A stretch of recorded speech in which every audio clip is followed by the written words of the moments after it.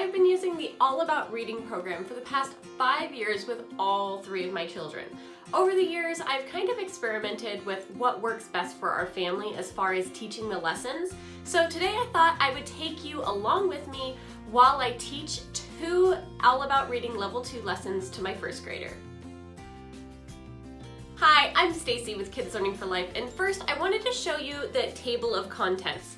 So just so you can see how this is structured, you'll notice that the lessons kind of go back and forth between a new reading and then reading practice. So you'll see one lesson has you teach some new concept, and then the next lesson will have you have your child read a story. For us, it normally takes us about 2 to 4 days to get through 2 lessons because we do split the lessons into smaller 20-minute chunks. Now, when I teach All About Reading, even though I have 3 kids, this is dedicated one-on-one time with my first grader. My 3rd and 4th grader have already moved all the way through the All About Reading program, and they understand that when I'm teaching All About Reading to my first grader, that they are expected to do independent activities such as piano practice, silent reading, typing club, and things like that. When I'm all ready to teach the lesson, I go ahead and pull out the word card box, our iPad for the Letter Tiles app, and the teacher's guide. Every lesson has you start out with review, so I go ahead and pull out the sound cards and review those from previous lessons. No. What sounds do these make?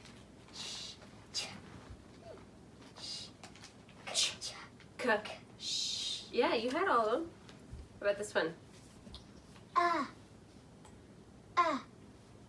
You. Good, you got that one. All right, that one is master. And then I'll do the same thing with the word cards. As my son is going through this review, I will put them in 2 separate piles. One is a mastered pile because he was able to tell me the sound or word with basically no hesitation, and then other words that were a little more complicated for him that I would like him to review during the next lesson. Good. String. Good. Og. Strong. Open. Poet. And. Pretend. Pretend, good. I don't know. The egg. The egg. Egg. And. Begin. Began. No, began. Began. Once review is done, we basically jump right into new teaching. And today we were working on lesson 12 for the syllable division rules. One thing I love about All About Reading is that it has a script that you just need to follow. Now, do I read it word for word? I used to, but not anymore after I've done this several times. But it is super helpful if you don't know what you're doing. You can just read along with this, and it explains all the concepts for you so that you can help teach it to your child. So I basically just read the script, and then we move on to any practice using the Letter Tiles app. We love to use the All About Reading Letter Tiles app. We had used the physical letter tiles in the past, but this app makes it so I no longer have to keep track of all the different letter tiles and worry about losing one, and it's all right in the app, and I just have to click what reading level we're on and what lesson we're on, and it gives me everything I'm gonna need for that lesson. Now, next in the lesson is usually some sort of activity sheet for the kiddos to do, and this is usually more hands-on, cut and paste type of things. I used to use these activity sheets when I worked through this program with my olders, but I did start to not use them so much because you'll see in a second there is extra practice, and my kids didn't need the fun gamified aspect to get that practice in. We would just read from the practice sheet. So again, I have met families that love the activity sheets and not so much the practice sheet, and they cut out the practice sheet and not the activity sheet. So either way you want to do it is fine. Basically, this whole part is just extra practice for reading the new concept. The next part of the lesson has you go back to the word box and pull out new words that include the new concept that you learned that day. So for this part, I will have my son read the words, but I do not let him master it at this point, just because I know it's fresh in his mind. I want to save those words for the next time we review, just to make sure that that concept's stuck. The last part of the lesson is the fluency page. So sometimes they're just 1 page, sometimes it's a couple pages, and depending on how long this is, I will break it up into 2 days. So each one, it does new words, and then it starts phrases, and then it has your child reading entire sentences. So it kind of builds up, and again, after reading all of these new words and some of the phrases, my child will typically start getting tired and doesn't really want to read anymore, so we will pause and then we will come back and finish up the rest of the phrases and sentences on the next day. Bot. Robot. Rob. Rob. In. Robin. Good, next one. Ark. At. Pocket. Good. Once we're done with the practice sheet, then we are all done with that lesson. And so again, it normally takes us 1 to 2 days to get that lesson done.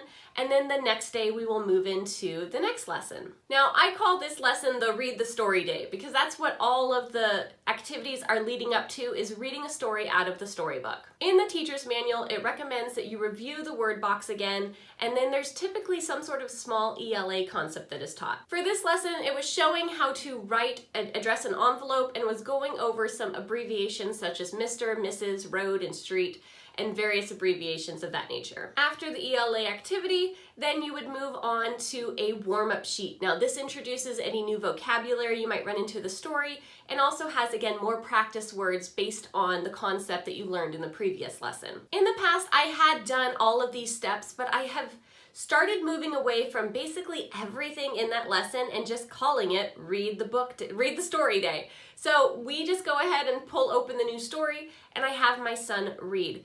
If I do see that he's having a hard time reading the book or anything like that, then yes, I have all those extra resources and practice and activities that I can go back and do.